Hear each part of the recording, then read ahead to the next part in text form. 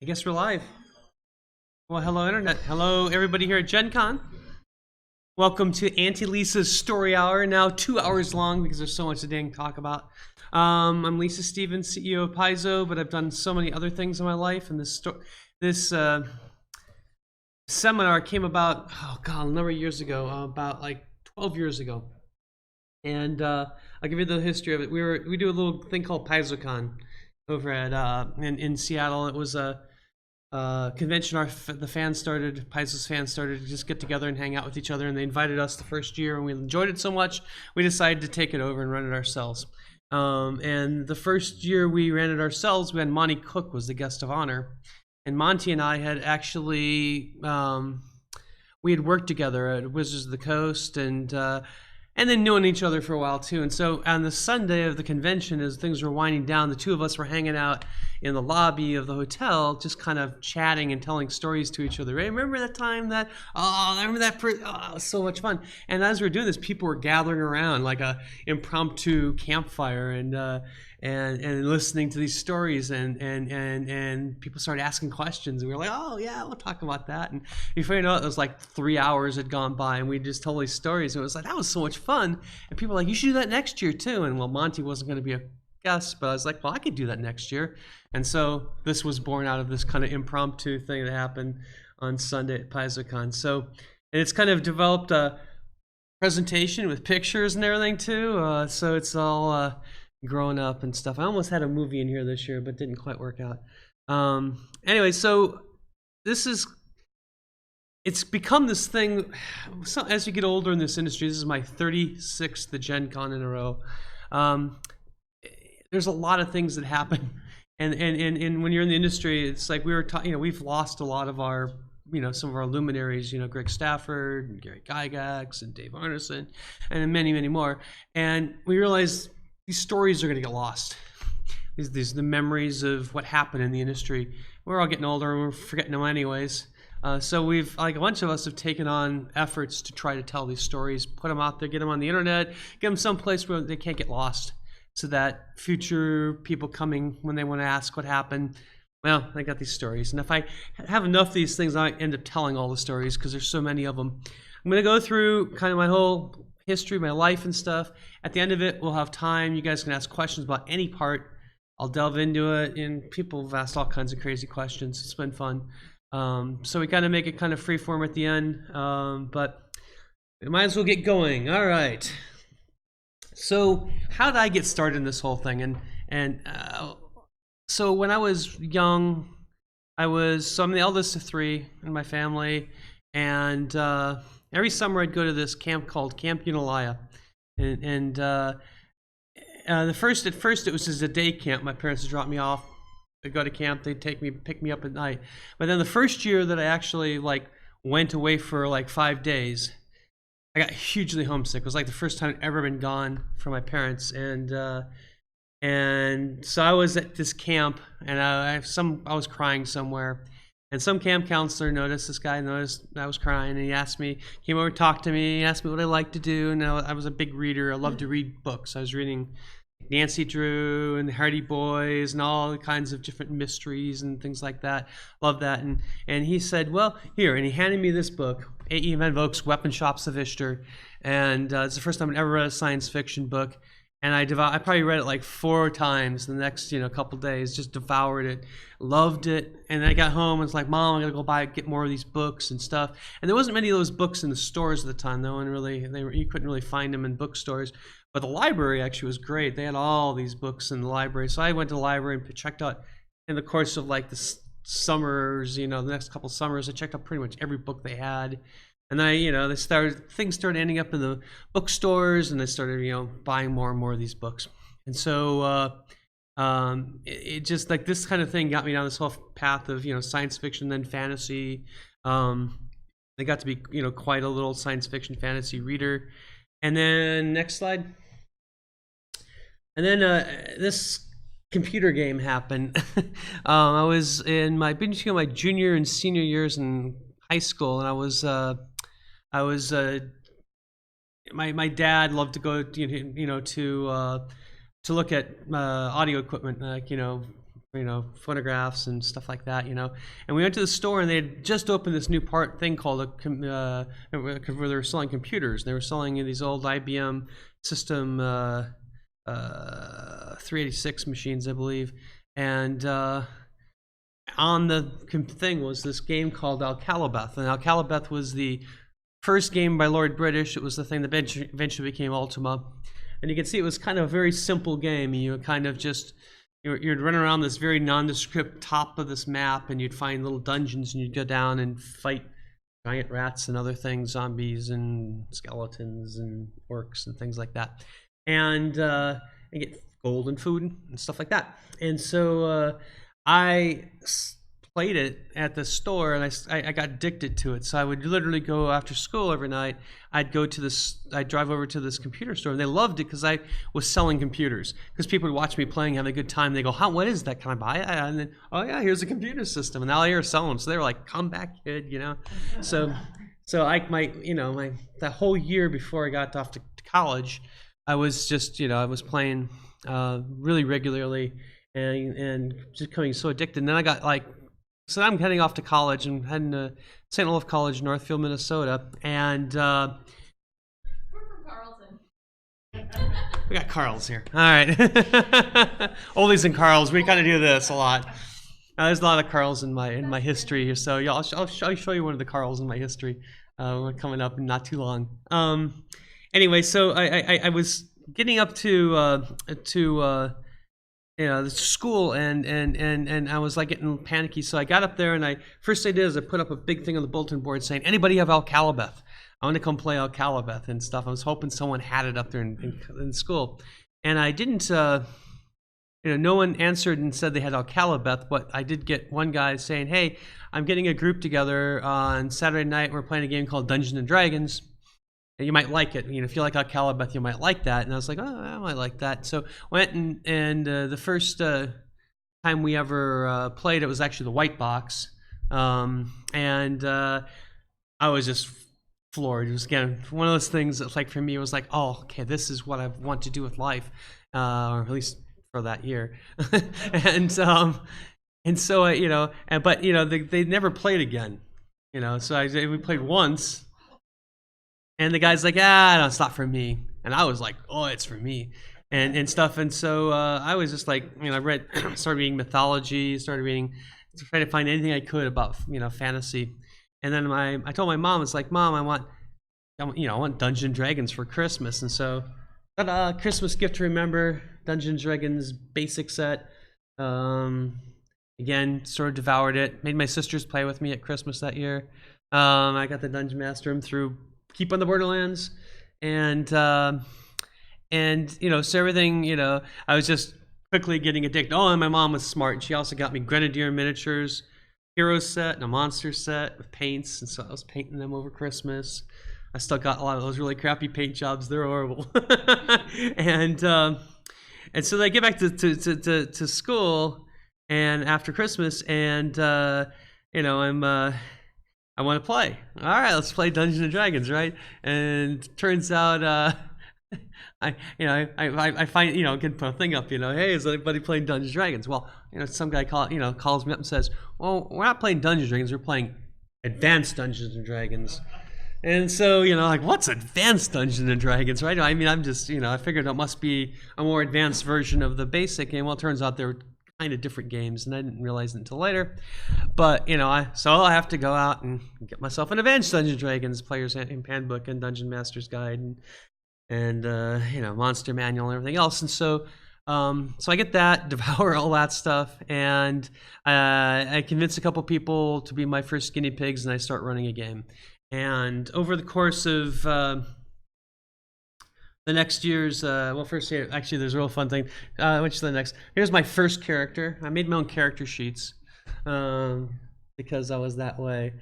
and you can see we had a lot of different.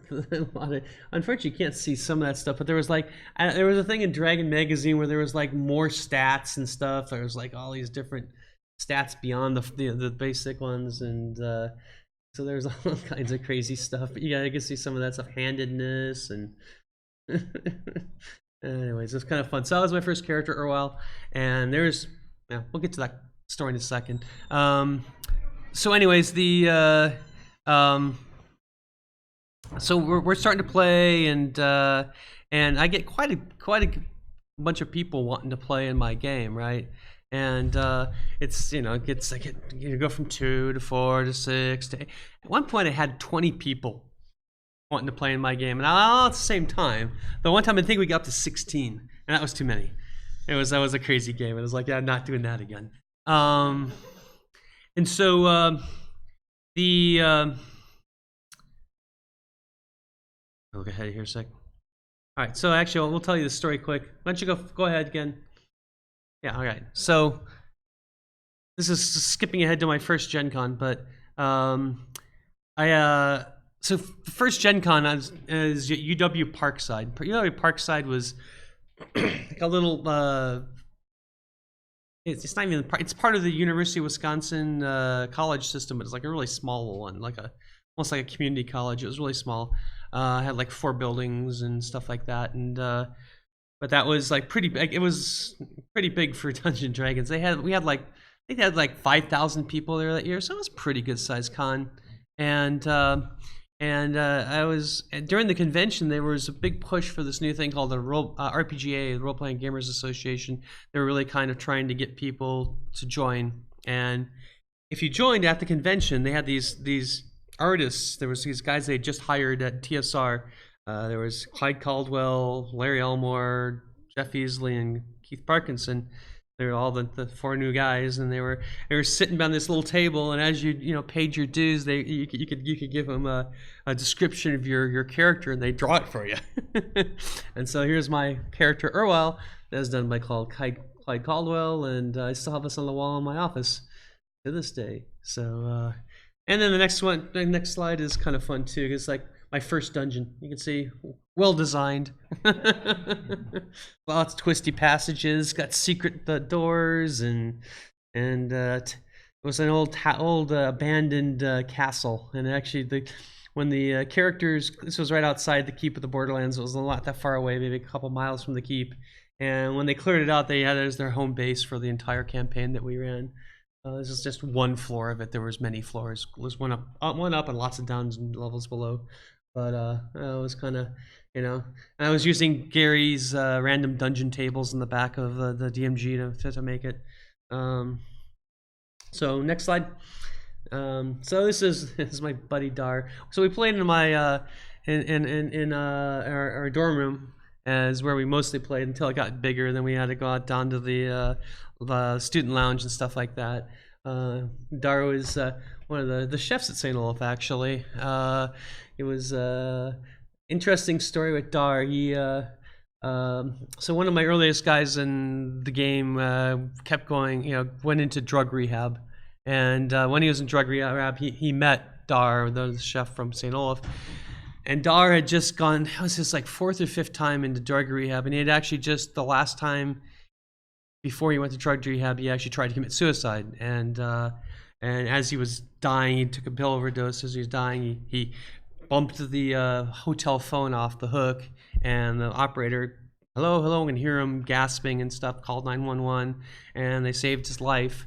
So he got out of there. He met my friend, and my friend told him all about Dungeons and Dragons, and so he got into my group, and he said it saved his life because he was in this cycle of coming back and having the same friends, and Friday night would come around, they'd go out drinking, and he'd try not to drink, but then he was one of these guys that loved to join in. So now on Friday night he was rolling dice, and Saturday night he was rolling dice, with us. And so it was it was ended up getting married, had a child, and unfortunately he's passed now, but it was kind of fun to have him. He was my dwarven fighter, and he'd always make sure the action kept going. If people got too bogged down role playing, he'd like open the next door, and then we'd go charging, and they'd be like, oh crap, then he'd be yelling cleric. So it was a fun group, and we had a really great role players, and it was during this time that one of the things that happened is I got a couple new players from another group. There was a group that was playing a RuneQuest game set in the world of Harn, and the DM of that was a guy named Mark Reinhagen. and he calls, calls me up. He's like, "You're stealing my players." And I'm like, no, I'm not stealing your players. And they came to my group, right? They wanted to play in my group. He goes, "Well, I don't understand why they want to play in your group. What's so great about your game?" And I'm like, "I don't know. We can come watch if you want."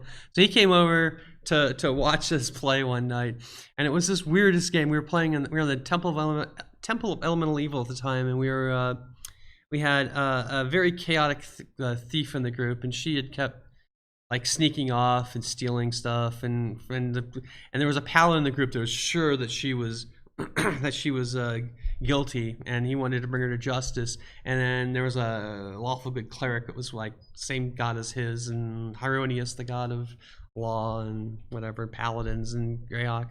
And so in the middle of the Temple of Elemental Evil, they decided to put her on trial.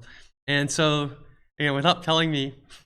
And so, here we are in the middle of thing, and they capture her and they put her on trial. This is my friend's like, Mark's seeing this. He's like, "What the hell is going on? We didn't roll dice all night. We never rolled dice. There wasn't a monster to fight or anything. We was just role playing once my characters, and it was just, we went for hours, like 5 hours of just this trial, and it was very cool.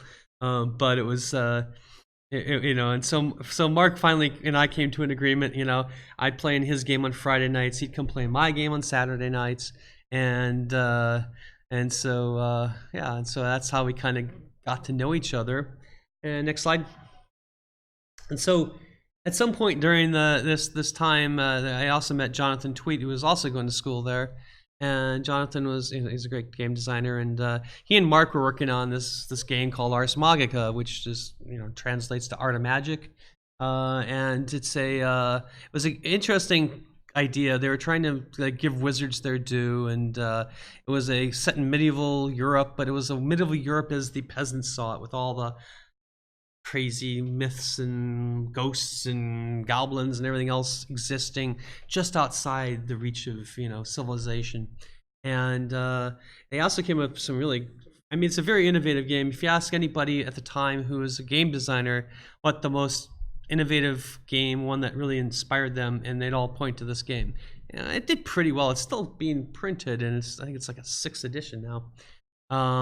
Atlas Games makes it, and there's still a fanzine that's been going since the very beginning. It was like 1988 this came out. So it's still out there and still around, and it's got some still very innovative stuff. It's still one of my favorite Magic systems. You have basically a noun and a verb. So creo ignum is create fire.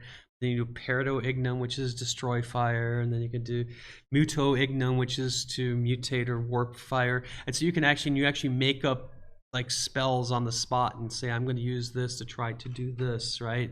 And so there's this. It's very creative, and it's full of great ingenuity and stuff like that. So those guys came to me. So as I kind of mentioned earlier, I was doing RPGA stuff, and I got into the RPGA, started doing a lot of stuff at GenCon. I'd go every year. A couple of my friends of ours, and we would just do, 8 in the morning to like midnight, doing nothing but RPG events. And there was some amazing stuff that happened. We got to go on the first ever like Temple of Elemental Evil when it first came out. I got to run with Frank Menster as the GM, and you got to meet Gary and stuff like that. And then Oriental Adventures came out, and my friend actually committed seppuku during the event, and it was some, well, not reality, but his character did. I understand what I'm talking about. And but I was working at the RPGA and doing some things. Wrote an article actually, in Leader number 25 was my first published work, and so when they started working on this game, they said, hey, you know people in the game industry. We want you to work with us. And plus, I was a good editor, and they were kind of crappy at editing. So I became the editor, and it turned out I was also kind of like the third designer on the game. Because whenever we were discussing stuff, if Mark and Jonathan didn't agree, then they would pitch to me, and I'd get to decide. And so I didn't get design credit on the cover, but I got a big special thanks on the second page. Why don't you turn to the next slide? So this is the early Lion Rampant, and the guy in the middle with the big long hair with the red shorts on. That guy's that's John Nephew, who now runs Ars Magica. That's Atlas Games. He was the Carl with the Carlton, and Jonathan Tweets on the right there, and Mark Reinhagen's on top of the van. That's turns out this got posted to him. Mark just posted this to his Facebook page yesterday. We've been talking about it. It's his parents' van. I forgot that part, but they're moving me out of my apartment, and it's Woody Eblum, the guy that's trying to put my beanbag chair in. And Woody was in the industry for a long time, no longer in the industry, but yeah, they were moving me out of my apartment into an apartment down in Northfield, where we actually ran our company out of for a long time, for at least a year or so, a couple years. So. Let's see. So then, so here we are, this little company we're working, and why don't you turn next slide? So about this time, we met these guys that were doing this thing called White Wolf Magazine. Stuart and Steve Wick were down in Alabama at the time, and they were trying to make a serious gaming magazine that, could challenge Dragon magazine, and they wanted to cover the stuff that Dragon didn't cover, which was pretty much anything that TSR didn't make at the time. And Stuart became a big fan of Ars Magica. And so we started writing articles for White Wolf Magazine and getting to be really good friends with them. Next slide. So, and actually here's a picture of Stuart on the front here and Mark's near the back. This is down at DragonCon 2, I think it was. Down in Atlanta. It was like a very small convention in a hotel, in a hotel ballrooms basically at the time, so not what it is today. Yeah, we just started going to conventions, sharing convention tables with each other, hanging out at night, playing games with each other. So about that time, Jonathan left because he decided this was not going anywhere, and he decided to go be a stockbroker. And so Mark was the sole owner, and we didn't have a lot of money. And this guy, an investor named Dan Fox, just appeared one day, and he was from Georgia, and he had a fair bit of money, and he wanted to invest in a game company, and he liked us and wanted us to help him publish his game, which I can't even remember what they were called. It's like Warriors, Witches, and something other. It was some 3 thing, and it did get published someday a long time ago, but I can't remember any of those. It's not really that important. It never made much of an impact, except that he spent this money and got us to go down to Georgia. That was one of the key things. We had to move the company to Georgia, and since none of us were really that attached to where we were, I had a job, but it wasn't a job I was trying to be a career with or anything, and I wanted to make a career with this, and we're gonna actually start getting paid and stuff. This is gonna be awesome, man. And because before this we weren't getting paid. I was just doing this in our spare time. Oh, and at the time we were literally living. I was sleeping in on a futon in in a spare room at this house they were renting, and so it was the House Rampant, we called it. I don't have any pictures of House Rampant. I wish I did, and there were some good parties there too. But it was just a little bit of a commune. We'd just literally wake up and I'd go to work, come home, we work on gaming stuff. I'd go to bed, we'll go to work, come home, work on gaming stuff. Weekends is all gaming stuff. So anyway, we moved to Georgia, and he starts spending money. We get more computers, a printer. We get and we start sending products to the press and to printer. And he rents this beautiful brand new house I bought a new house, and a lot of space to use it down in Georgia. And so it was the biggest house we'd been in, and everything was going great. We go to GenCon. And so on the way to GenCon, so we were thinking about what to do next, right? Like, because we're excited, we have all this money now, we can do some stuff. And so it was the White Wolf guys from White Wolf Magazine and then the Lion Rampant folks. We were all basically in a car driving from Georgia up to Milwaukee at the time.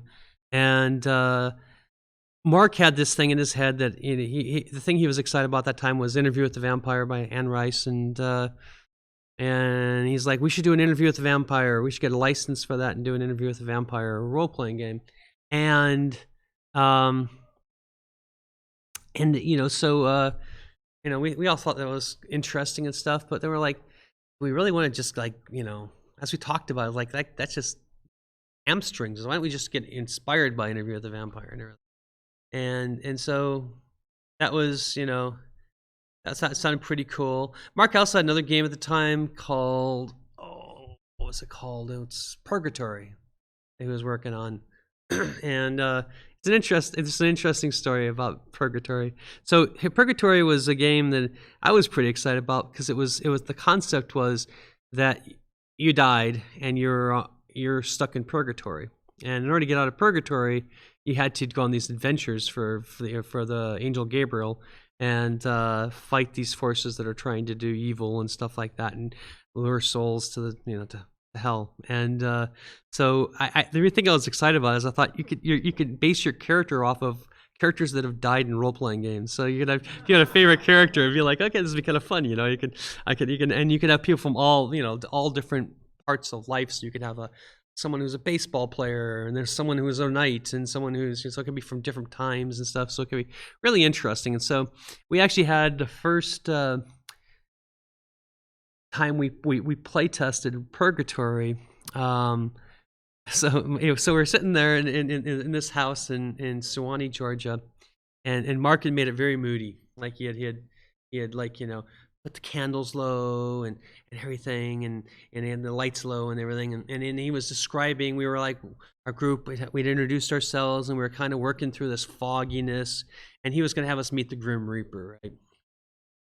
And it was just part of this role play thing, and he's describing going through the fog, and this figure comes out of the fog. He's big with a sickle, and he stands up and he towers over you, and he says, and just as he like gets to this huge crescendo, all the lights go bursting into light, and the whole place goes dark, and we're like, whoa.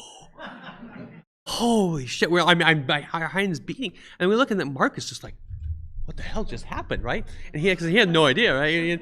And then he goes running to the front door because he had like heard some commotion, and it turns out the guy next door neighbor had ordered pizza, and we lived on all these houses were on a hill, and some pizza delivery driver had gotten out of his car to deliver pizza and not put it in park, so his car had gone down the hill and ran into the transformer for the whole neighborhood, right?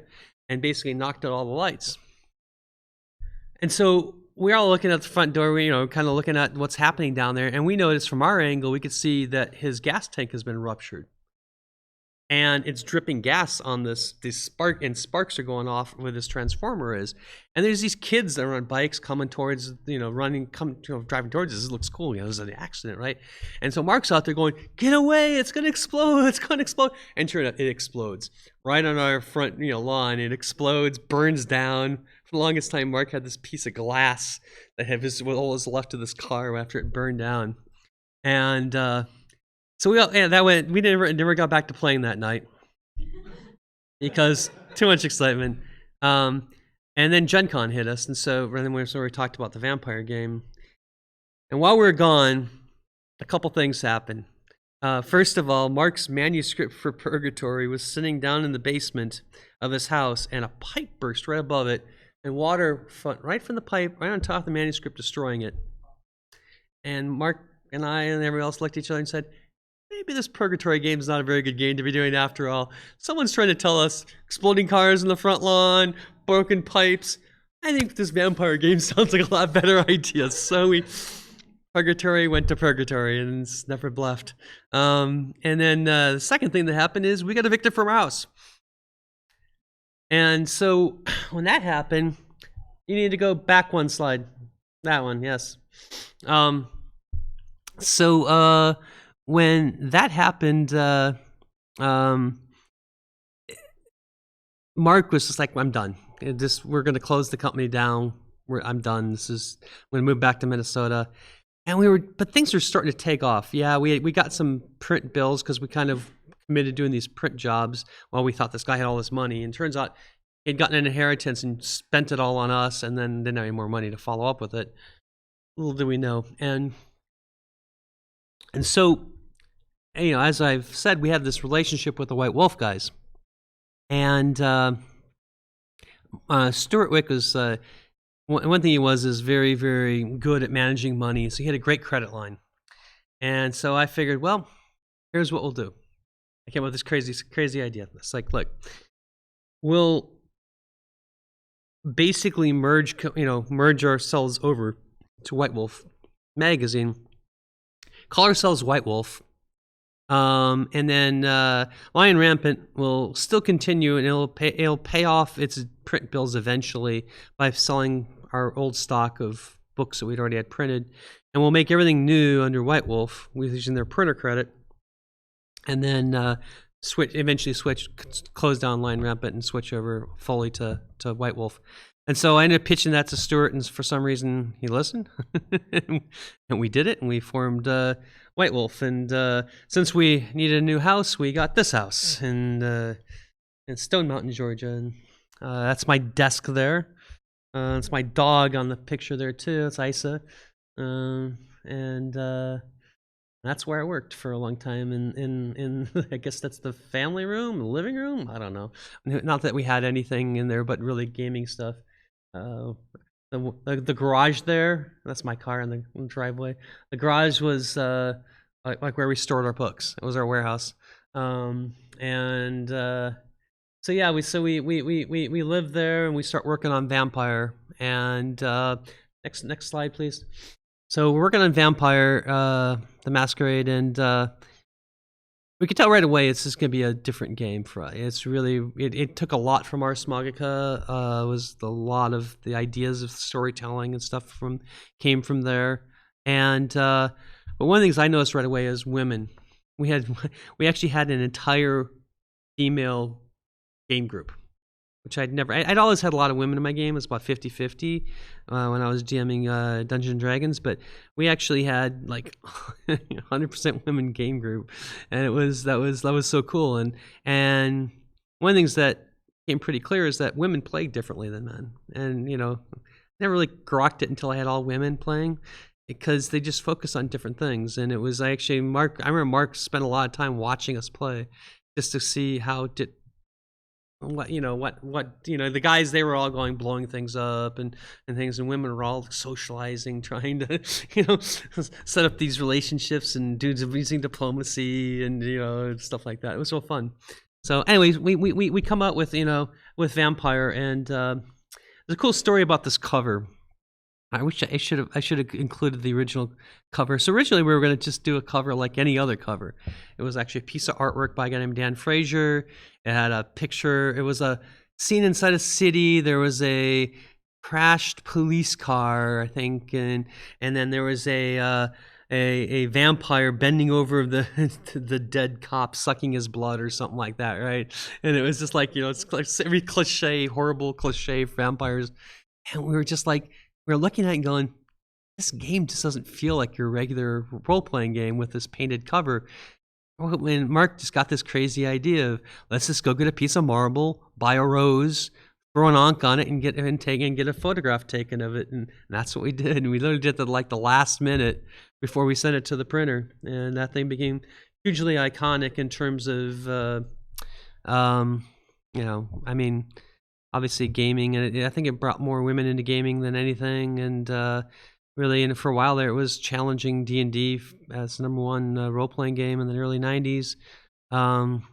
So at this time, when you're a bunch of kids living in the same house 24 hours, 7 days a week, you can get on each other's nerves a little bit. And at this time, there was I think there was probably 5 or 6 of us living in the house, and I ended up getting in a little bit of a fight with one of the other women living there, Nicole Linders, who now is with Green Ronin. And I couldn't even tell you what it was about, to tell you the truth. I think it happened at Origins that year. But I think it was just kind of like, there was a lot of things that kind of led one thing to another. And anyways, so they asked me to ask Nicole and I to leave the company, which was pretty devastating, and it would have been horribly devastating and probably meant an entire change in my career. But a few months earlier, before that, I had been at this trade show, and when I was at the trade show, I just randomly sat down next to this young man who was at this lunch that was provided to us, and asked him where he's from. He was from Seattle, Washington, and he and his friends were starting a game company up there called Wizards of the Coast. And he asked me if he could, like, if I, he basically started telling me what their plans were, and I basically told him, your plans are horrible. You're gonna go out of business. And he didn't take that in the wrong way at all. He said, okay, well, could you help me us with our plans? And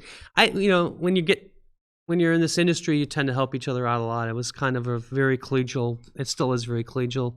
And so I said, sure, I'd be happy to help you guys out. So in the months before, Vampire and stuff like that, I was, spending some time on the very rudimentary early internet, doing this very arcane, jumping from college to college through the internet, and then dialing into a bulletin board system in Seattle and chatting with a guy who had started, who wasn't the guy I met, a guy named Peter Atkinson. Now one's GenCon. And he was working at Boeing at the time, and we would spend hours just chatting via the internet that way, and he would just ask questions, and I would give him answers and stuff. And so to thank me for helping them, I hadn't had a vacation ever, so they said, why don't you come to Seattle and have a vacation?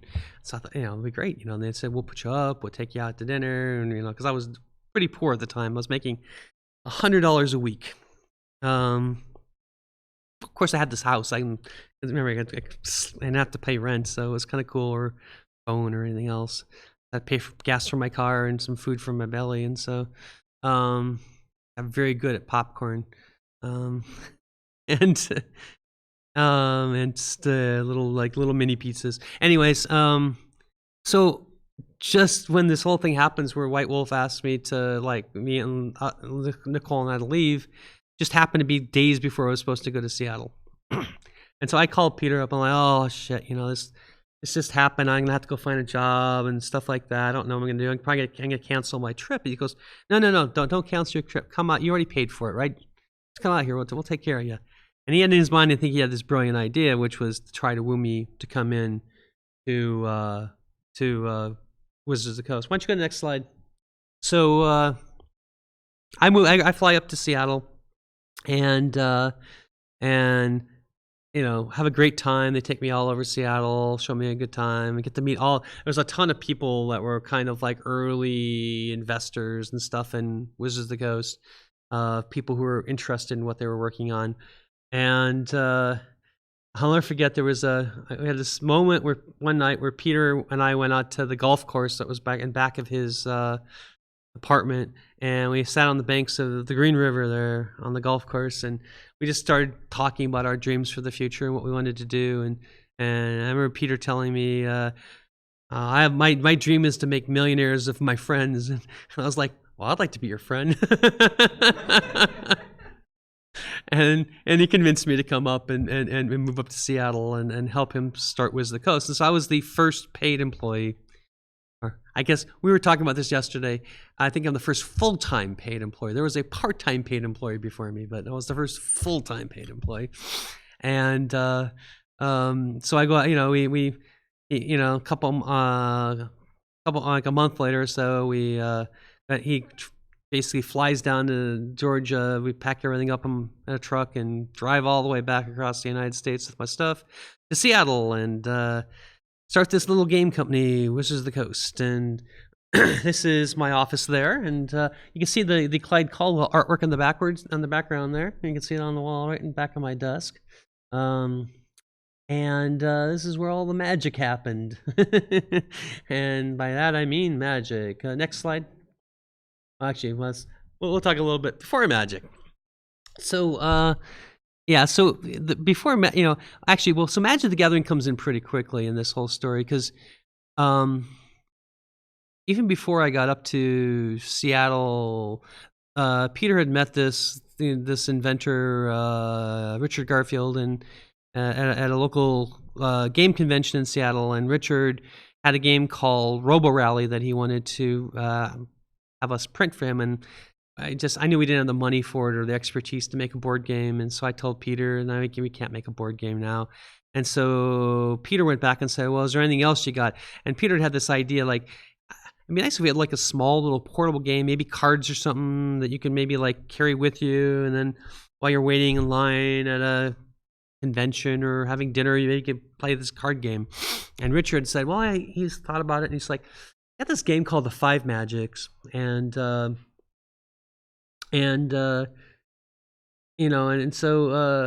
Peter thought, okay, well, why don't you show us what that is?" So I get up to Seattle, and I'm there about a week, and the Five Magic shows up in the mail, and it's basically you'll see some pictures coming up later of so like this, basically these playtest cards that became Magic the Gathering.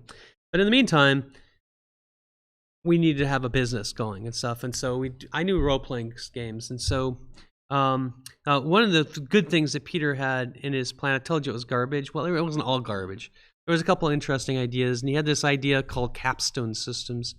And capstone systems was an interesting idea. It was a way to basically make a book that really went into detail on some aspect of role-playing games, and you could play it with any other role-playing game, and it would have rules in the back of how you can adapt the Envoy system, was what it was called, into your favorite game system. And so the first one we did was one called Primal Order, and Primal Order was all about gods. It was like a really in-depth thing about gods and their followers and everything else, and how to deific realms and just everything you could think of. And it turns out Peter's Dungeons and Dragons game had evolved into this super powerful world where most of the players have become gods and stuff like that.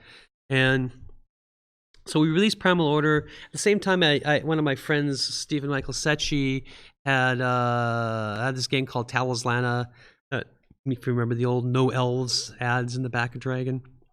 And he got in some hard times and couldn't produce it himself. So we worked out a deal where we would start making Talislanta. And actually, the first Talislana book we did was a co-design between him and Jonathan Tweet, who I worked with way back when. And so, he decided to get back into the game industry. And so he did the design with Stephen Michael Secchi, and we released Talislana. So this is the first GenCon booth for Wizards of the Coast. That's me on the left there at the time. And then on the right there. And I always like to point out that we actually shared the booth with a little internet company called America Online. They were just getting started. They really were. They were just getting. I was pretty much their entire staff of like 4 were there, and they were handing out little diskettes, to people, little discs, the operating system. So yeah, Wizards of the Coast, America Online, that little booth, and. But yeah, so that was our first Gen Con. We're selling Talislana. I was selling Primal Order. And working on Magic the Gathering at the same time. So next slide. Oh, there's Primal Order. Talislana, Primal Order. Yes, there. I just talked about them. Yeah, that's the Talislana rulebook, and then Primal Order. It had a second cover later on. That's the first cover. And next. All right, so here's those playtest cards we get in the mail from Richard Garfield, and you can see it's just, they're just something he hand cut out and had little pictures he had photocopied from whatever, anything you could think of that would, like a picture of a watch and stuff like that for Time Twister. And we started playing this, and it was pretty obvious to me that this was going to be huge.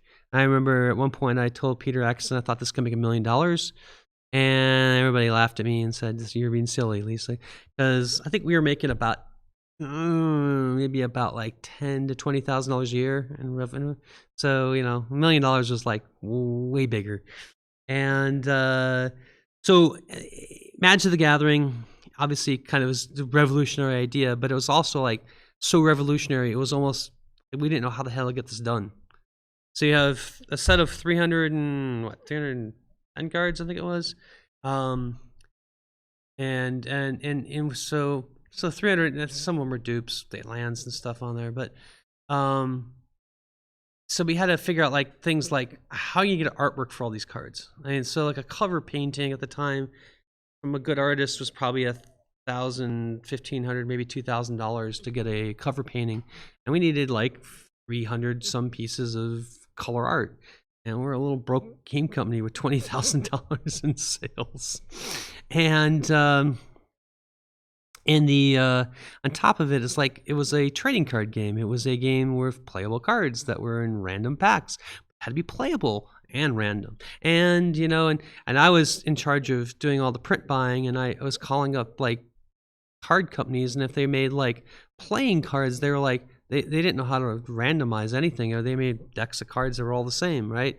And the people that were doing randomization were like the guys making football cards and baseball cards and all those trading cards, and but they didn't have stock, the playing card stock, right? They didn't have machines that could do that, so we didn't really have any idea how we're gonna get this thing made. And thankfully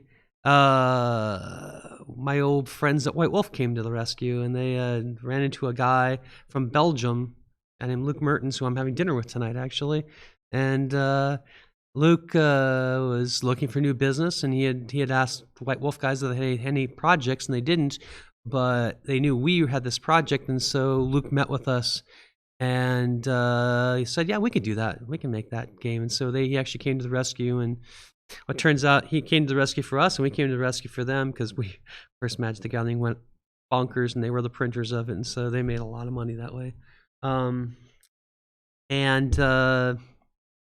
So, we're working on that. We figured out some crazy deals with artists to I think they got like $100 of cash, $100 worth of stock in the company, and a royalty percentage. I think there was a 10% of all the money made on Magic the Gathering was split up amongst the artists or something like that, right? And so let's just say those guys did pretty well. I know some of the guys that did a lot of cards became millionaires, and so it was. But at the time, it's like we were laughing. It's like $100, and that's it, and free refills at Denny's. I mean, it wasn't really much of an offer. And some people turned me down, but I had a lot of connections, right, with artists, and we also had this new guy that came and joined the company named Jesper Mirfors. He was a local art student, and Seattle has this really great art college, and he got a lot of his fellow art students to come and do this stuff, and some of those guys became super famous, Mark Tedin, Ansem Maddox, and those guys, and so we it was a combination of people I knew from the game industry, and then some people from the art college, and we managed to get all the art pieces done. We had to do a lot of we actually also started Garfield Games, because at the same time all this is going down, we're getting ready to make Magic the Gathering. Remember that Primal Order thing? I remember how I said you could had rules for other game systems, to help you. Well, we got sued by Palladium. Kevin Symbieta sued us for our notes in there for the Palladium system, and he asserted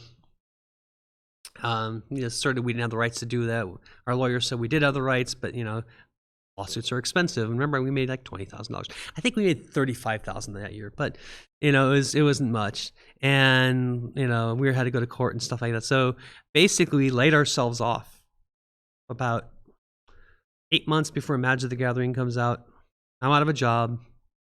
Everybody's out of a job. We couldn't pay any payroll, but we all believed in Magic so much, we figured out ways to make things meet and stuff. My boyfriend at the time, got a job at Nintendo, and he's my husband now, but and he did that, and I did a lot of freelance stuff, wrote some articles for Dragon Magazine because I knew the people there, and did some editing for TSR and some other things to make some ends meet and stuff while we worked on Magic at the same time.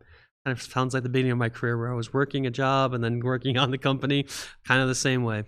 And so during the process of making Magic, one other fun thing happens. Why don't you turn the next one? the story of Joe the Ant. So Joe the Ant, you have to go back a little bit to in my career when I was working on Lion Rampant. I was working at the University of Minnesota, and I was running the computers for the Department of Surgery and also editing any scientific articles that they were publishing. And one day, I'm at work, and this guy that works with me comes in. He's got this beautiful new tennis racket, just gorgeous, expensive tennis racket. And I'm like, oh, dude, I didn't know you play. And obviously, he must be pretty good. He has expensive tennis racket. And he goes, nah, I never played in my life. I said, well, how do you have a $500 tennis racket? And he's like, this guy is giving his possessions out on the school and this over near the school commons. You should go out there and maybe you can get something. And so I go there, and there's this big line of kids waiting, and there's this guy sitting on the ground. He's in shaved head, and he's wearing these like orange robes, and he had decided to to give his life to God, and he had called himself Joe the Ant, an ant for God. Lift mountains, right? You're an ant for God. And so God had told him that he needed to get rid of all his possessions, earthly possessions. So they were all laid out right in front of the school commons and you'd stand in line, and you'd go up to Joe the Ant, and God would tell him what you got of his possessions. God told, I guess, my friend to start learning play tennis, I guess. So I get up there to the front, and Joe looks at me, thinks about it. God tells him, he hands me this painting, and I should get a picture of the painting here because it's pretty. It's this like sea thing where there's like it's lots of blues and blacks and stuff, and there's a big craggy rock coming out of the ocean with surf crashing in and stuff. And Joe says, I painted this when I was in the insane asylum. Oh, that's nice, thanks, Joe. So I wrote in the back, Joe the Ant, wrote the date on, and took it home with me, and I didn't think much about it. And we're making Magic the Gathering, and Jesper's working on the card backs, right? And he's like, I need some texture to go in this little. You can see this and there's a little circular ring that goes around the brown there, and he's like, I need some texture, and I said, well, I got this Joe the Ant painting, and he said, perfect. And so he scans the Joe the Ant painting and uses that for the texture. So I always say that Joe the Ant's got more Magic cards than anybody because his painting is kind of on every single Magic card ever made in history because that's using that same back still to this day. So I never changed it. So it still says Deckmaster TM, which is hilarious. We never used that afterwards. But they can't change it because the cards have to all have that same back. So Joe the Ant, maybe God knew at the time, and somehow his painting would somehow become on the most famous card game ever. All right, so moving on. So Magic the Gathering takes off, right? It's going nuts, and all of a sudden we're getting paid again, which is nice, and. Wizard of the Coast at the time was about 5 or 6 people, and we quickly blossomed up to about 350. And it was literally hire the nearest warm body, and just anybody, right? And who could. And so like at the time, it's really funny. At the time, I was the Camarilla, which is like a vampire masquerade live, LARPing group or whatever. There was like kind of this group that started in Seattle, and they had invited me to come do some LARPing because they knew I was involved with vampire, and so almost all the guys on that were involved with the Camarilla all end up being hired at Wizard of the Coast. You knew somebody, like my husband gets hired, and everybody. I mean, if you just like literally if you knew somebody, and so. At the time Magic launched, I was doing sales, marketing, art direction, editing. Not doing editing as much anymore. Beverly was doing most of that, but I was like doing shipping and receiving and pretty much any odd job that needed to be done because we're just a few of us. And so all of a sudden we're a big company with any one of those jobs was a full-time job and a half, and you probably needed a whole department of people to do sales, and a whole department to do marketing. And so I had to quickly divest myself of almost everything I was doing, and I ended up doing mostly new business at that point, like doing licenses. We had this, so I had this crazy idea. So we were all very fearful that Magic the Gathering would get usurped, right, by somebody bigger. We're still a small company, even though things were taking off. We're really worried that some of the big companies would come and make a game and everybody go there instead, because we did this innovative thing. So I had gone and actually made all these licensing deals with everybody to do all the, to basically, I did one for, Lord of the Rings with Iron Crown. I did one for Cyberpunk, Talsorian. I did one for Vampire with White Wolf. I did one for BattleTech with FASA. It's just basically, wrapped up all these IPs so they couldn't make these games and compete with me. The one I couldn't get was Dungeons and Dragons, and I was trying to get that. And I was also trying to get Star Wars and Star Trek. And Star Trek was already gone, but Star Wars was available, and so I'm like trying to get the Star Wars license. So, I'm getting kind of the runaround from Lucasfilm about trying to get the Star Wars license, and so they basically tell me they're going to do this deal with the same guys that had the Star Trek license, the people that became Decipher, and I had just been down, so people from Hollywood were starting to circle around because Magic's success. I had just been down in Hollywood and spent the day with a guy named Robert Watson, Robert Watts was the producer of a lot of the Star Wars movies. I think he was on Empire and Return of the Jedi. And we really hit it off. He loved what we were doing and stuff. And so he calls me up and is like, "So, did you get the Star Wars license?" I said, Lucasfilm doesn't want to do the license. They want to do the license to these other guys. And he's like, "Well, that just won't do. Sit by your phone. I'm going to call George." George Lucas? Yeah, I'm going to call George. So he hangs up, sit by my phone. About 5 minutes later, I get a phone call from Lucasfilm. "So, I hear you want to do a Star Wars license." I find out later on that, no, that's like, this is, I don't want to jump at this, different story. So, I'm, so we start negotiating Star Wars license, but it's actually complicated because it's 1995, and they're going to be doing these special editions in 97, and then they knew that episode 1 was coming out in 99, and so they wanted to have all the licenses end in 97 so they could do new licenses, or 99, or maybe they did 98. They wanted new licenses for 99, but they wanted us to put like $1 million advance down, stuff like that.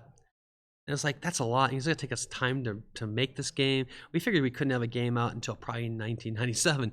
And then there's really no time to like sell it and make your money back. And so we were negotiating, trying to get them to like give us a longer license. And Decipher went to Hasbro, the company that was doing all the Star Wars toys, and basically convinced them to do the toy distribution for their game. And so Hasbro called up Lucasfilm and said, "Hey, don't futz around this other company. You got to do this game with Decipher." And all of a sudden, Decipher gets the deal, and I'm out.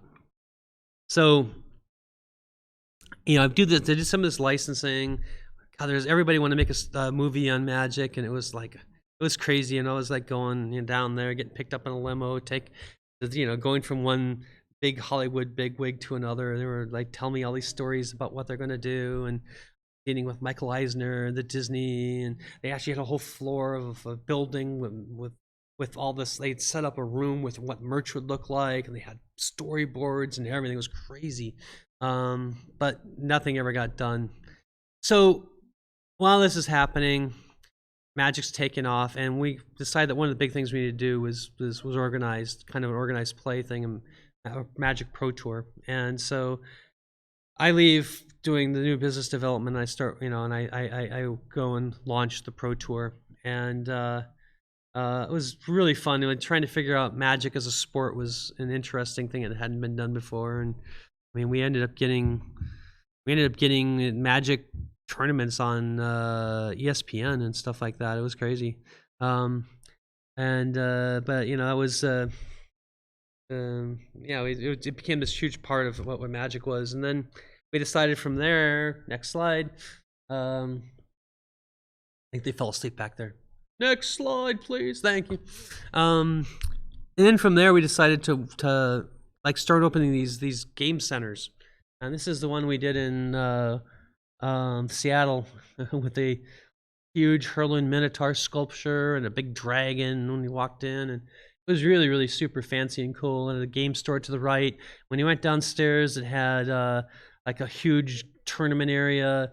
And then if you went to the left, there was a bunch of arcade games and stuff like that. Like, you know, and we had BattleTech pods. And then even further than that was a whole cafe called Dal Moody's. You could go get food and stuff. It was this really huge thing, and it was pretty cool. And I was basically one of the people that came up with it and launched it and designed it and everything. And we ended up buying like a bunch of game stores, and we had game stores in most of the malls back then. We had 500 game stores at one point.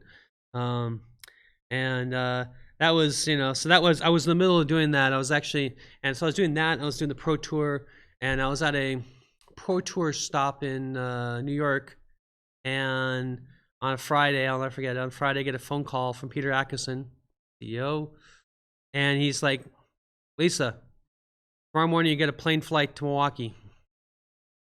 Plane flight to Milwaukee? He goes, yeah, we're buying TSR. I'm like, okay, so, next slide. So, a little trip to Lake Geneva. So, why don't you turn the next one too? Anyway, so that's what the building, outside the building, one part of it in Lake Geneva was. So I didn't realize at the time that Peter had been negotiating behind the scenes to purchase TSR. A little background on this. So TSR had kind of gotten themselves in a bunch of trouble with, I mean, they didn't, to tell you the truth, they didn't have very good controls on their finances. I had to, once we acquired them, my job was to go figure out what went wrong, and so I actually delved into a whole bunch of like reports and spreadsheets and stuff, and they did a couple things wrong. And one of the big ones was they split their customer base up into campaign settings. Instead of people didn't identify themselves as being D&D players, they were Forgotten Realms players and Greyhawk players and Dark Sim players and Ravenloft players and Planescape players and whatever. You know, they had divided their group, their people up into all these different, you know, buckets, and each bucket got smaller and smaller because Planescape players wouldn't buy stuff for Ravenloft, and Ravenloft players wouldn't buy for Greyhawk and whatever. And so you'd put product out and it would sell smaller and smaller amounts instead of bigger and bigger amounts. And at the same time, they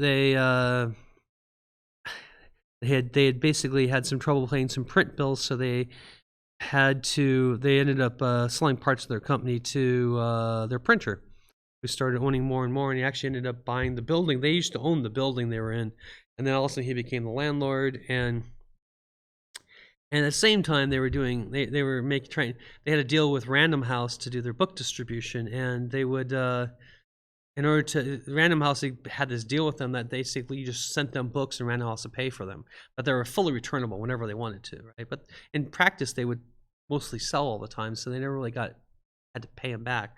And so they would just, whenever they needed money, they would just send books to Random House. Well, someone at Random House, there was a new guy, a new young VP, and he started looking at the books like, why do we have all these TSR things? They're returnable, right? Send them back. Well, they did. And I guess they didn't have the money to pay them for them back. And so all that kind of happened at the same time. And so it looked like, you know, they were going to go under. They had laid a bunch of staff off. They hadn't paid people for a while. And the printer was going to be the guy that ended up owning the company. Or Random House, one of the two. They might have fought it out in court. And Lorraine Williams, who was the owner and president at the time of TSR, had a friend who, and I can't remember his name, but he was an owner in a company called Five Rings Publishing Group at the time, and that was doing the Legend of the Five Rings trading card game. and a few other things. And so she like starts talking to them about, I need you guys to come buy us, but they didn't have enough money. They were just, they were a pretty small company. And they said, well, what if we brokered a deal with somebody to come buy you?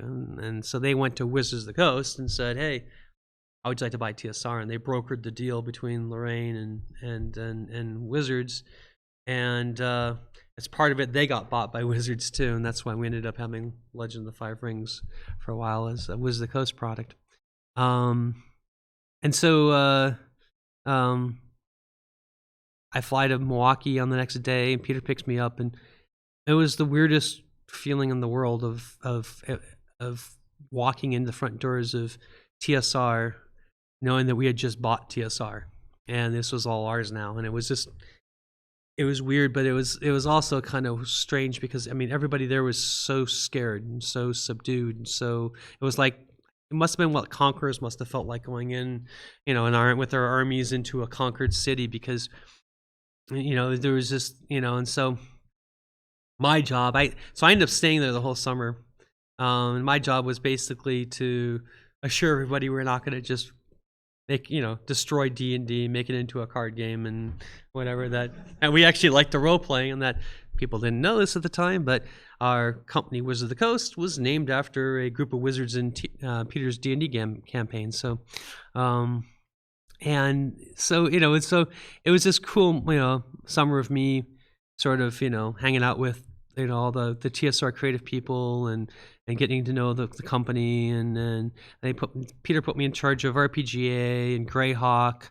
And then I was also tasked with making a Magic the Gathering role-playing game, which was one of the most ill-fated role-playing game ideas ever.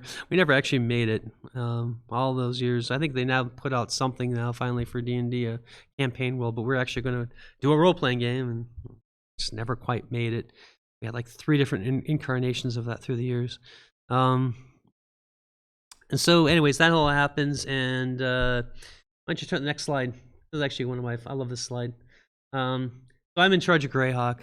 And this is at GenCon in Milwaukee, and we have a little fan event where for Greyhawk that we put together, and Mr. Gary Gygax, Mr. Dave Arneson, side by side talking about Greyhawk and about the early days of D&D. That's Frank Menser on the far left over there, Ann Brown, who was the editor in charge of Greyhawk at TSR, and the guy in the middle is Randy Richards, who was and he had just basically made a fan-made Greyhawk fan club, and he had actually this was a lot of his brainchild. And so, but yeah, we made those T-shirts. Those T-shirts I made, and Gary even wore them. That's kind of cool. But yeah, that's a neat moment of just having those luminaries, being able to work with those guys. I got to talk to Gary about Greyhawk, and it's just kind of another interesting story about the acquisition. So, both Gary and Dave Arneson had been kind of outcast out of TSR, and Gary had outcast Dave, and then Gary got outcasted by Lorraine.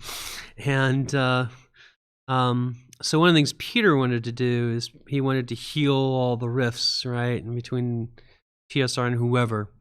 And so through the course of that summer, both Gary and Dave met up with Peter and I and had lunch, and then we took them into TSR and walked them around and stuff, and got to show them what their little baby had built over the years, and that was really moving. It was just, seeing, tears in their eyes. It's just very, very, very moving, and it was really cool to do that. And I was glad I got to be there for that moment where they got to be reconciled with their old company and stuff. And and of course, ever since then, we've always put by Dave Arneson and Gary Gygax into our books, because Dave had been removed from the liner notes for a long time. So that was a pretty cool moment. So why don't you go next slide? So I get to there's the TSR castle in the background there. We had that. I don't know if you guys remember. I don't know. Did any of you guys go to Gen Con when there was a TSR castle? Yeah. So it was huge thing in the middle of the exhibit hall. And there's actually a funny story about the TSR castle, because the rest of the exhibitors kind of resented it. It was this big ostentatious thing, and we were like limited how many booths we could get, how tall we can make something in a booth, because they didn't want to have anybody bigger than them, and they own the convention. So one year we all decided, that we were going to do a Nerf gun raid on the TSR castle before the exhibit hall opened, but we let them know we were coming. So they bought a bunch of Nerf guns. We had a bunch of Nerf guns, and we had literally this huge Nerf gun battle in the middle of the TSR castle before we were treating everybody, and lost some steam before the Saturday crowds came in. So that was pretty fun. Actually, they had a little like tower in the middle with a microphone, and a bunch of us attacked that and got on top and yelled, "We won!" through the microphone and stuff. It was pretty fun. I hear Lorraine wasn't very amused though. Anyway, but yeah, so I got to be part of the staff there and help run run TSR and own GenCon, which is pretty cool. All right, next. All right, so we'll come back to Star Wars. So we move along. We bought TSR. We start integrating them, move them out to Seattle, and I'm working on Greyhawk and RPGA. And one day I'm coming in from playing basketball at lunchtime. I used to play basketball at lunch with a bunch of the staff, and I'm all sweaty in my shorts and stuff. Get upstairs, take a shower, and I march down, and there's a bunch of guys in suits coming down, and Peter's in a suit and stuff. I'm like, what the hell's going on here? Well, it turns out it was Hasbro, and Hasbro was to look about buying Wizards, and at first I was pretty against it, but Peter Atkinson was a smart, and at the time I probably had about somewhere between 8 or 9% of the stock, and I think I was like maybe the 5th largest shareholder.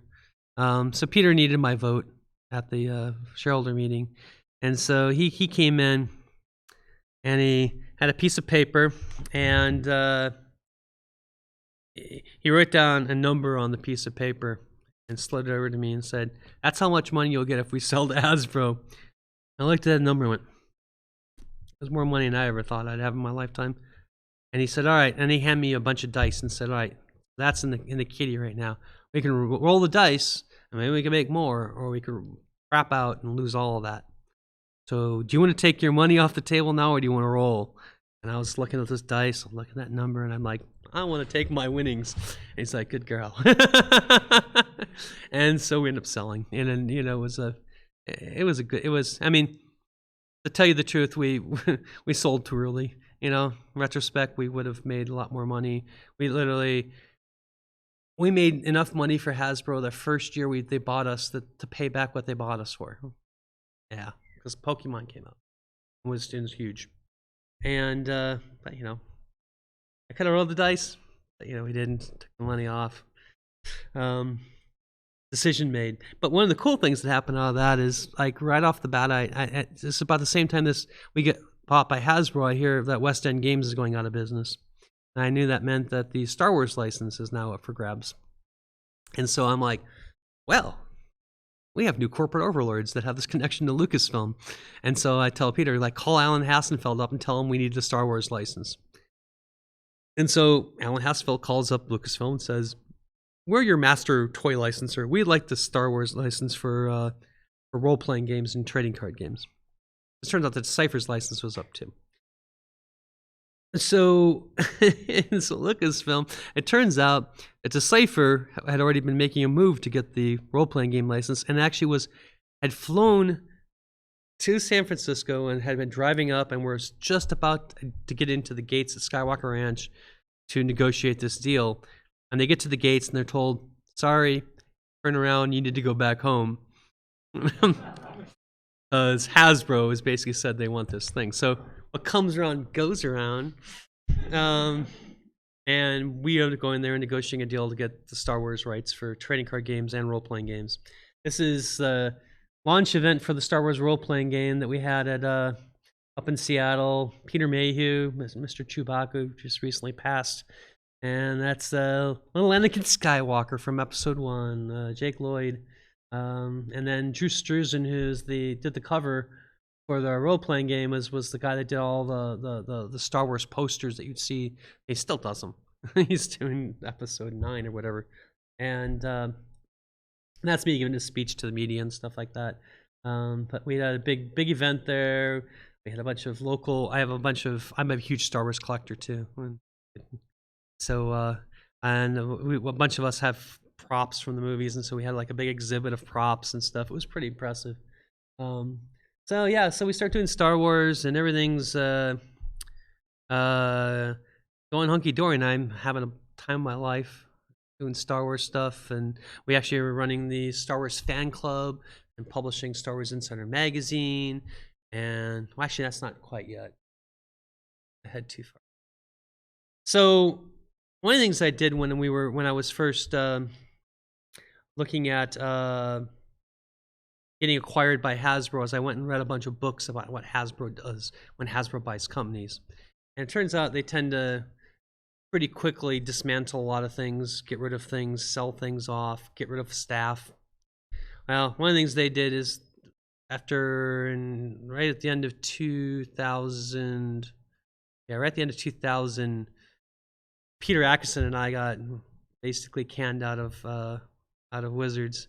And don't be too sad, because like I said, I made a lot of money. I took my winnings off the table. So I took a year off, but I'd known that they were probably going to get rid of parts of the company. So I put my feelers out to various people and said, if they ever decide to get rid of this part of the company, give me a shout out. I might be interested in buying it and stuff like that. And so lo and behold, at the end of 2001, I get a call from Mr. Johnny Wilson, who was running the periodicals department in Dragon Magazine, Dungeon Magazine, and Star Wars Insider Magazine. And next slide, please. So he pitches to me about, let's take this out and make a new company. And so, I do some spreadsheet work and look at the business. I'm like, this looks pretty good. This would be a pretty nice little business. And like, all right, let's do this business. What are we going to call it? And I had no ideas for the companies. He's like, let's call it Paizo. What's Paizo? He's like, oh, it's a Greek word, means to play, to dance, to sing. And I'm like, good enough. I Google and find out, no one's trademarked it, so all right, we're good. So we started a company, Paizo Publishing LLC, in 2002. And next slide, please. Yeah, there I am, GenCon 2002, at the Wizard of the Coast booth. They let us have this little bit of our booth where we can show off that we now are proud owners of Dragon Dungeon, Polyhedron, Star Wars Insider, and we were selling subscriptions to the magazines there. And Paizo was born. And next slide. So here we are, like probably next year or year after. So we're doing Dragon and Dungeon, and let's talk a little. Yeah, so we're doing Dragon and Dungeon magazine again. Something I was a subscriber to Dragon from issue like 50 onwards, and this is a historical fact. I was the first subscriber to Dungeon magazine. I bought it at Dragon at GenCon the year that they first announced it, and I remember going to the booth, and Kim Mohan said, "You're the first subscriber," and he wrote it in my first copy. He wrote "first subscriber" and signed it, so I have proof. And he was the editor-in-chief of Dungeon at the time. And so we're doing Dragon and Dungeon. Next slide. And also Star Wars Insider and the fan club. So Star Wars Insider the fan club had become part of this whole thing. It originally was done by a company in Denver, Colorado, and they held that license for like 18 years or something like that. A long time. Dan Matson, good guy. And but they had gone on some hard times, and then we ended up getting it. So being the big Star Wars geek that I am, it was like I got to be president of the Star Wars fan club, which was pretty neat. Got to go around. This is at Disney World, I think. Got to do a big thing with Star Tours, and we had Boba Fett and Chewbacca signing autographs, and people would we'd do these big fan events. It was great. Then also, next slide, I got to go on the set for filming of Star Wars Episode 3. So this is basically all the international fan club people and some Lucasfilm people, and then I'm back there in the middle. You could barely see me back there, sunglasses on. But that was a blast to be able to actually see a Star Wars film being made. And then it all kind of came tumbling down in pieces. So Johnny Wilson, the guy I started the company with, ended up getting in a fight with my husband, and he was like, "It's either him or me." And I'm like, well, I already made a life commitment to that guy, so I guess it's him. And so we ended up buying Johnny out of the company, and so this my husband and I own it. But there was a clause in our contract with Lucasfilm that said, it was a key man clause that said if Johnny ever left the company, they could take the license back. And I'd been telling them for a couple of years they're idiots to license it on anyways, is they should be doing the fan club themselves. Is like they're customers and they should try to be getting close to them. And I'd also been talking about e-commerce and how they should be doing Star Wars e-commerce and stuff. So they decided to take that plunge. They started doing StarWarsShop.com, and they brought the fan club in-house, which means we didn't have it. So we were, it was about 60, maybe 2/3 of my revenue was Star Wars related. So that was a lot of revenue to lose. They gave me, like a year or something I know ahead of time. So next slide.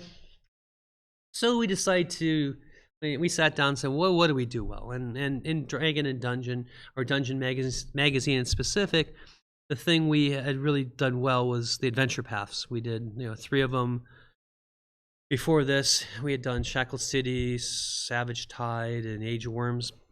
And they were just the best. People loved those. And we actually did a Shackled City hardcover book at one point too. That sold really, really well. And so we're like, well, let's actually, I think this is even further on. All right, so that's right. So I'm getting a little bit ahead of myself, a little behind myself, actually. Well, slides ahead of myself.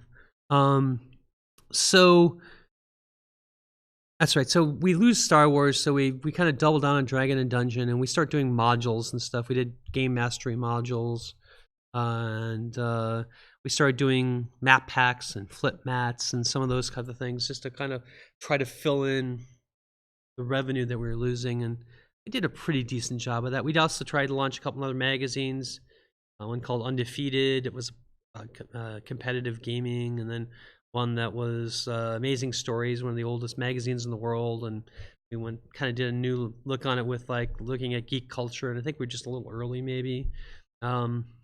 But magazines are really tough business, and if you're ever interested in finding out how tough they are, go look at I did blog, Auntie Lisa's story blogs on Paizo.com about the 3-legged stool model of my magazines and how it's the stupidest thing in the world and how it's impossible to make money with that thing. And it was impossible to make money, and we were dying quickly. But we'd figured it out, and we were kind of limping along, and we had gotten Dragon and Dungeon up pretty well, and we were doing these hardcovers and stuff. And then Wizards of the Coast let us know they weren't going to renew the license because they had a new edition coming out, and they wanted to bring Dragon and Dungeon to a totally digital environment, and they were going to sell subscriptions to it and stuff like that. And so now the other rest of my revenue is going away, except now we've done these modules and stuff. So that's when we sat down and said, well, what do we do really well? We make adventures. We know how to do adventure paths. And so in 2007, we launched the Pathfinder Adventure Path line with Rise of the Rune Lords. Wayne Reynolds with his beautiful art, including the alternative cover. And lo and behold, it did really well. we, we sold a lot of copies of that adventure pass, and all of a sudden we have a whole new business going on, and so we start doing campaign setting. We launched the Galarian campaign setting, and we did more modules, and like we're gonna have a pretty nice little business here and stuff like that, just making stuff for 3.5, and oh yeah, there's that new edition. So next slide. So it left us in a bit of a conundrum. We were planning to. We wanted really badly to just start making stuff for 4th edition, and Wizards of the Coast kept telling us, "Well, you guys, don't worry, you're like family. We'll let you in early. You'll get to see the game, help play test, be involved with it. You'll be the first people that has to see the game." And they're like, "Okay, great, we're all in," And then they never play tested it with us, never showed it to us. They never got to see it, and meanwhile, everybody else is play testing it, and we're hearing from some of the people playtesting, we're not liking this game. Not having 4th edition's not for us, and yet we never played it, and so it was like, what are we gonna do? Where do we go? And so we started. Jason Bowman had started playing around with a set of rules of what he would do if he was making a game out of 3.5, and he called it Mon Mothma. I think he might have done that because Mon Mothma was a character in Star Wars.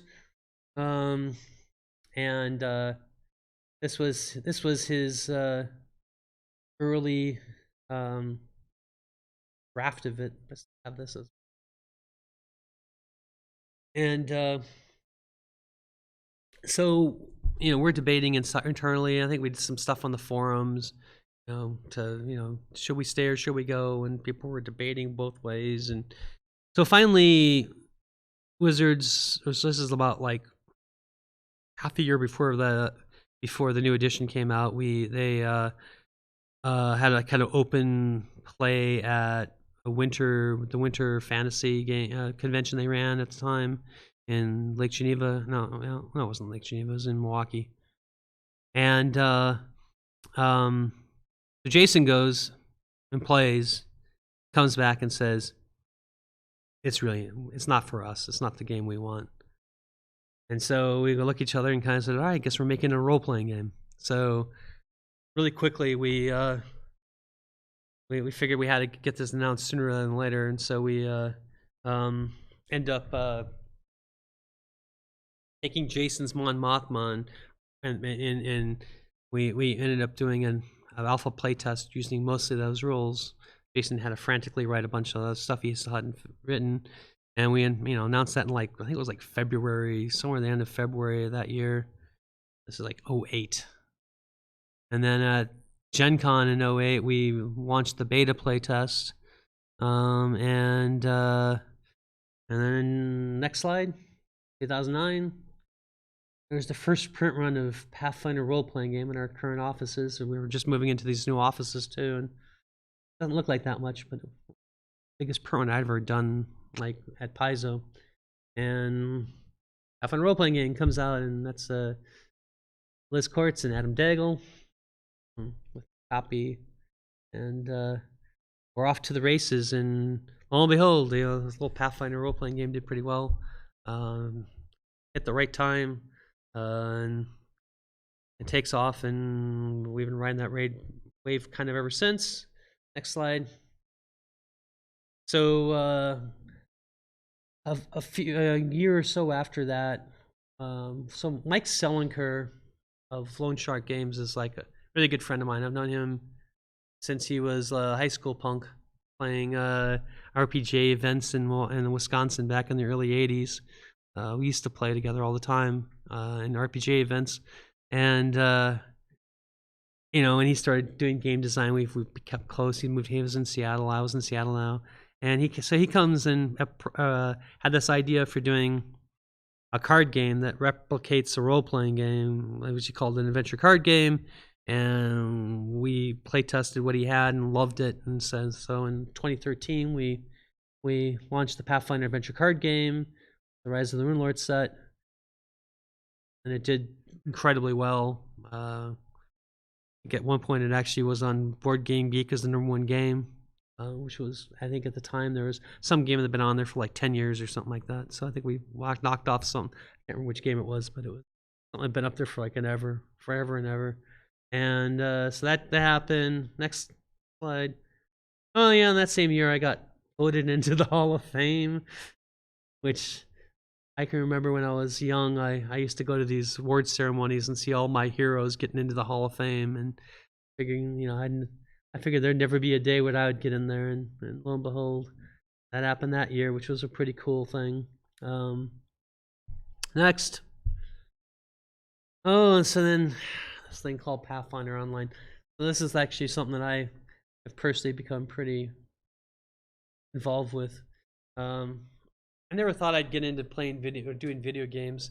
I've always been a tabletop gamer, but a friend of mine had just left one of the MMOs that has the EVE Online, and he called me up and said, "How would you like to do a Pathfinder MMO?" And I'm like, "Well, we don't know how to do MMOs." And he goes, "Well, I know how to do MMOs. Don't worry, we'll take care of it." So he started a company called Goblin Works, and we gave him a license, and they started working on an MMO, and it's turned out to be one of the things that I just can't believe how into it I am, and so I play pretty much every day. And we're still making it. It's gone through some ups and downs. The Goblin Works went out of business. Paizo took it over. I got a very small staff working on it. But that first screenshot was like, when it first got started, it was like the first time we were able to log into the game was that first screenshot. And I took that other screenshot last year, and it's kind of the same view, and you can see it's kind of come a long ways. We've actually done some role-playing books. The Emerald Spire takes place in this area, which was a hardcover dungeon we did. And we also did the Thornkeep book. That's the city of Thornkeep there that I'm looking down at. So anyway, it's kind of this fun thing we're still working on slowly but surely, and you can actually try it out for free now. We've put in free trials. Let's go to pathfinderonline.com if you're interested in taking a look. Next, 2017 Starfinder. So Starfinder has an interesting legacy of how it got started. So what kind of normally happens is Eric Mona and his guys sit down and come up with ideas of what they want to do, and they pitch it to me and the executive team. And here's what we want to do. Like right now, they're going to be pitching 2021 probably at the end of the year. And so he comes in to me and he's like, "All right, boss. I could do next year. I can, in 2017, I could do Bestiary 6, or I could do a new role-playing game called Starfinder." And he goes, and I'm like, "New role-playing game?" And he goes, "Don't worry about it. Here's what I have in mind." And he kind of pitched the idea of this whole taking the world of Galarian into the future and stuff like that. And he said, "Look, at worst, it'll sell better than Bestiary 6. Probably true. And so, I said, "But I'm not just, if we're going to do this, we're going to do it right. We have to do it with Adventure Pass. We have to do it with flip mats. We have to do all the, releases and stuff, right? And so we commit to doing Starfinder, and it launches in 2017. And well, again, it's been around. It's doing this nicely now. And so, and it added to the, having 2 role-playing games was great. Allowed us to, explore a whole new territory, and yeah, pretty happy with that one. Well, let's see next. Oh yeah, that same year was GenCon number 50. Pretty cool. I don't know. You guys were all here for that? Yeah. So on the right there is a panel, a bunch of people. Early days of Wizard of the Coast. Kathleen Atkinson's next to me. Beverly Marshall Sailing, and Carol Monahan. We were all talking about the early days of Wizards of the Coast and being women in the industry at the time when a lot of guys were in charge. And the left is a picture of a lot of the old guard in front of the Horticultural Hall museum thing they put together. And it's like everybody, there's so many people in there that I, idolized growing up, and I think I was now peers with them. And 50th anniversary was pretty cool. Next. Oh yeah, this thing, Pathfinder 2.0. So every role playing game's got its life cycle, and it's I've done a number of them now through my many years in this industry, and we kind of knew a few years back that Pathfinder was kind of getting, was kind of getting. We're starting to run out of ideas for things to do, and and it felt like it was kind of like we had done what we were going to do with it, and so we started design on doing a new edition, get Jason, Steven, and Logan and Mark Seifter started working on it, and just I'm surprised we were able to go as long as we did. I mean, 10 years is a long time between editions, but we learned so much from all those years of making Pathfinder, and we knew we wanted to use that experience and all the experience of the gamers who had been playing to like help us take it to the next the next generation, and try to make a game that still played like Pathfinder, but maybe some of the things that didn't work as well would now work better, like high level play and stuff like that. So we've been working on our butts off on this thing for a long time, and announced it last year at a huge play test and lots of amazing feedback. And I think the guys did a great job of really integrating the feedback from all the players, and come out with a game that I'm really excited and proud of. It's not my first. It probably may not be my last. We'll see. But it's definitely one I'm very, very proud of. And here it is today. So next slide. And that's the end of kind of my Reader's Digest thing. That's me getting interviewed at I'm a big fan of the women's basketball, and Seattle Storm is our team in Seattle. And in 2004, I ended up they randomly gave a championship ring to one of the fans as being a member of the team, and I won it. So I had that whole game that they gave the rings out. I got followed around by a camera crew. It just happens to be a picture of one of the guys interviewing me between the breaks at halftime or whatever it was. So it's kind of fun. Anyway, so we have about 20 minutes left or something like that. I can take questions, can tell more stories, whatever. Go ahead. Oh, there you go. Wow, this is like real.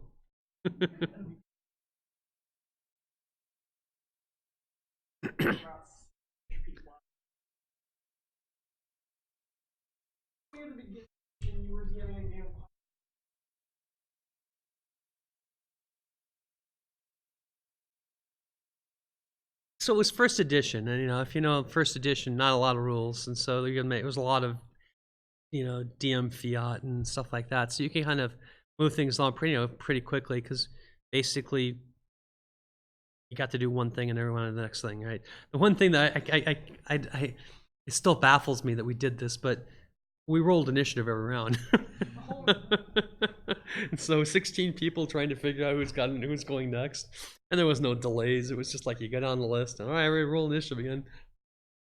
Can't believe it. I remember when they first in third edition they were like, we're gonna do it so that you just roll once for a combat, and I'm like, that's just blasphemy. You roll every round. Now it's like I can't imagine how we did that. I think a lot of it was just we did a lot of role playing, and it was I mean, we had miniatures. I had a battle mat and miniatures and stuff too, but it was too hard. I mean, I didn't. That game sucked. I mean, it really wasn't very good. It took forever to get through combats, and no one could really, no one had time to shine and stuff. I mean, I regularly had maybe 8, and that 8, 9, even and I think the reason it worked is because the players were really good at role playing with each other. Like if I was working with somebody else, they'd be role playing with each other. I mean, there was a number of nights where they took over the game and just role played, and I didn't have to do anything except sit back and just smile and take notes. I mean, I'll tell you a funny story about this. Is one of my great stories of being a GM and having a great game group.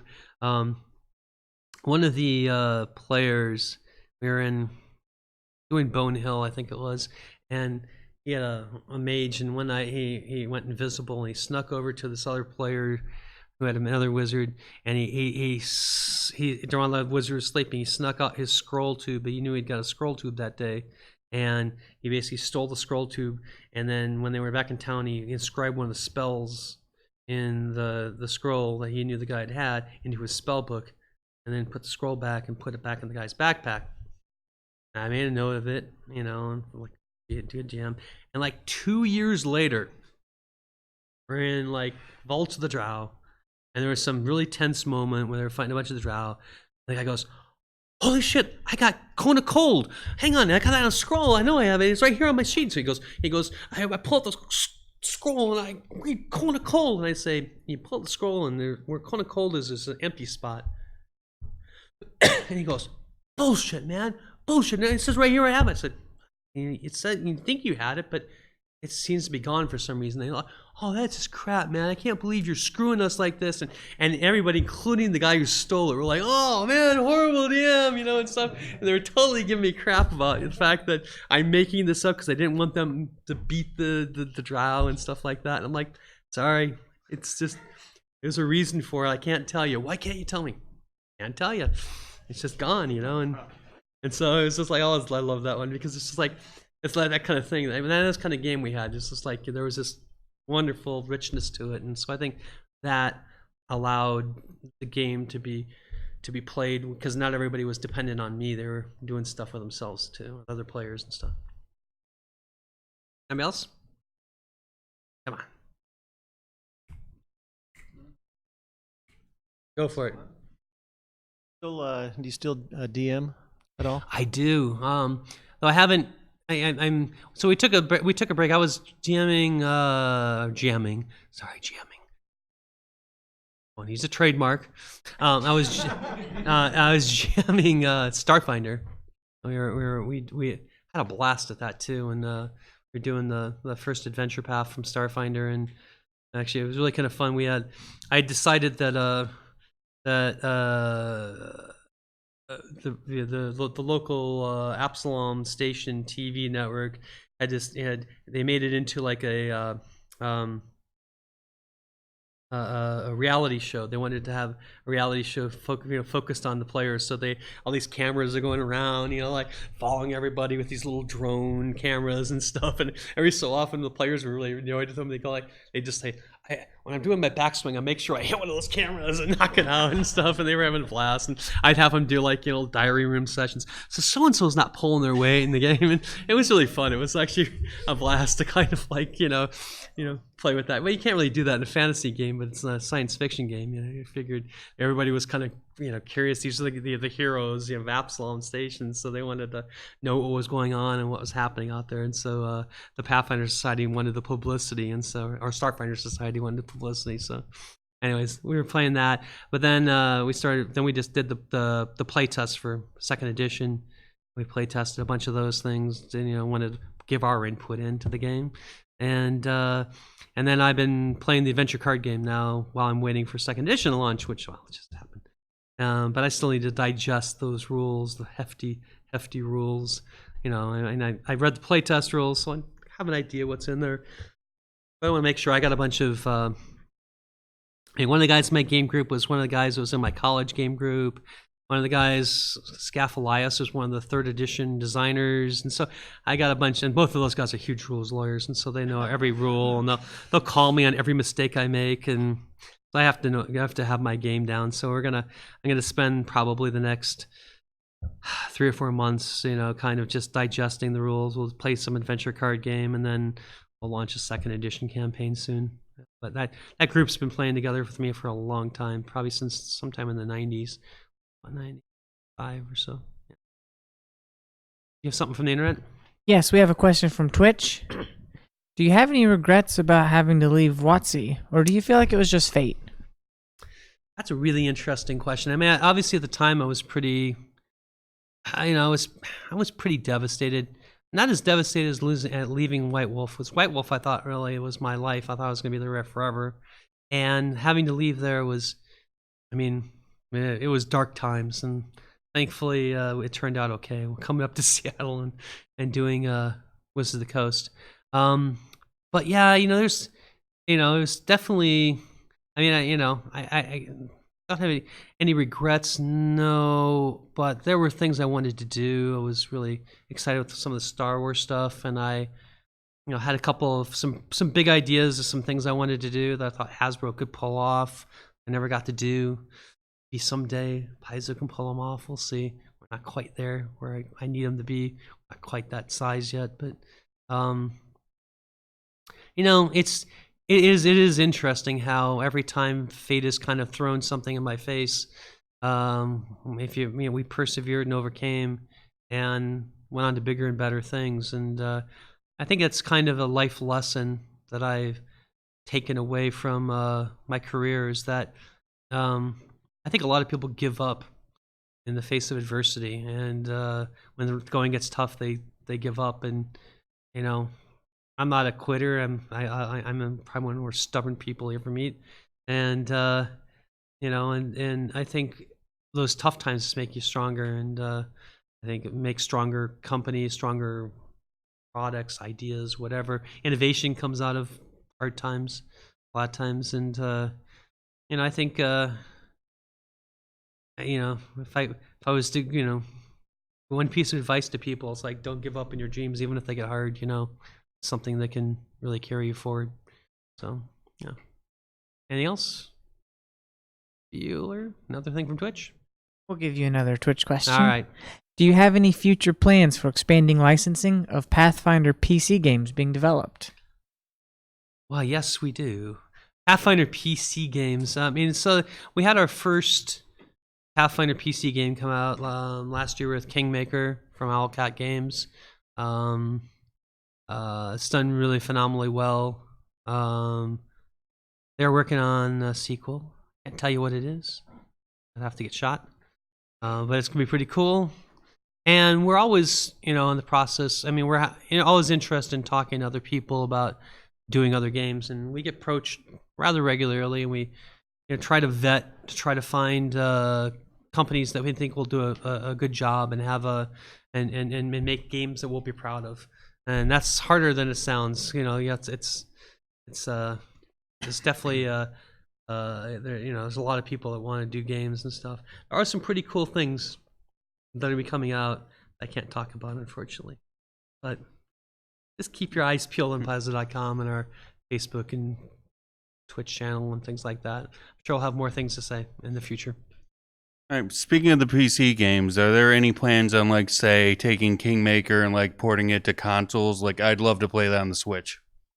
They're on the, from my understanding, and I'll say, I'm twice removed on this information, but my understanding is that they're just going to be coming out in console. I don't know when, maybe end of the year or Christmas. I don't have an exact date, but I know that they've signed deals to do. I'm pretty sure. I know they did an Xbox deal. Don't know about the other ones, but I'm sure they're going to do a bunch of them. But yes, console will be coming out sometime. All right, we have one more from Twitch. What was your favorite ad-lib or improv that you've pulled off while GMing? Oh, wow. Boy, oh boy, oh boy.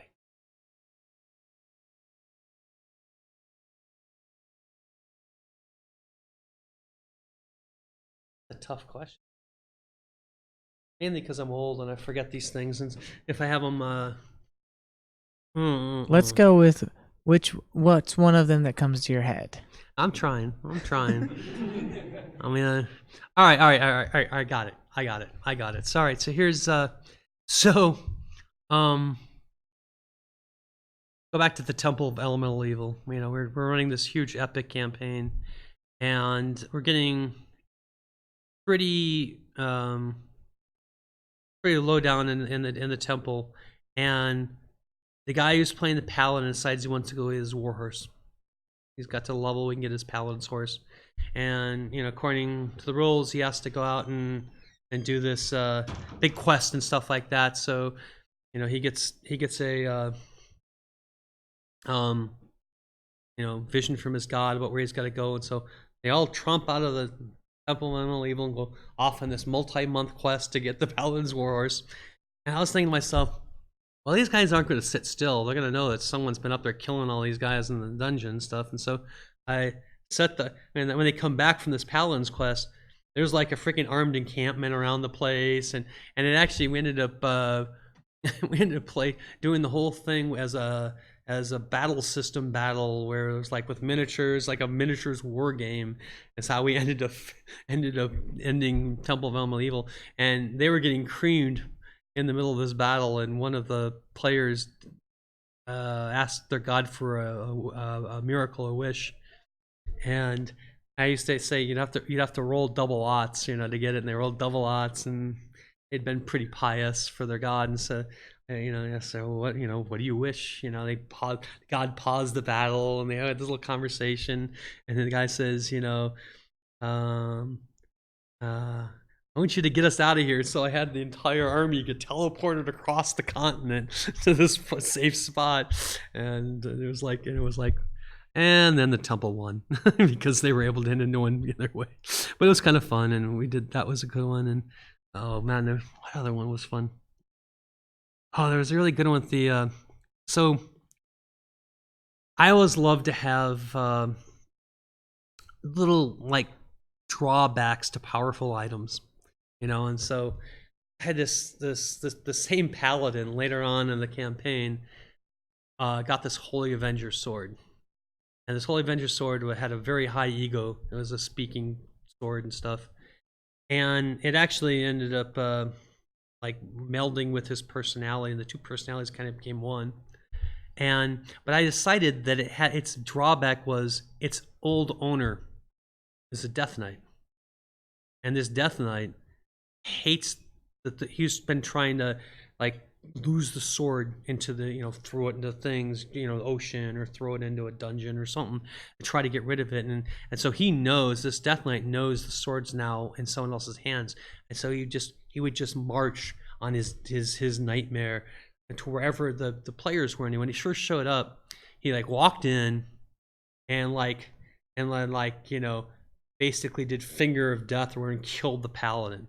But then the paladin, it was a long story, but the paladin had actually had an undead warhorse because it had died at one point, but then he asked for a miracle from his god, and he got it raised, but it was still undead, but it wasn't evil undead, and it was this kind of weird thing, and it could go to the ethereal plane. And so the horse actually ends up saving him, flies off to the ethereal plane. The Death Knight could only go to the astral plane, so he couldn't do it.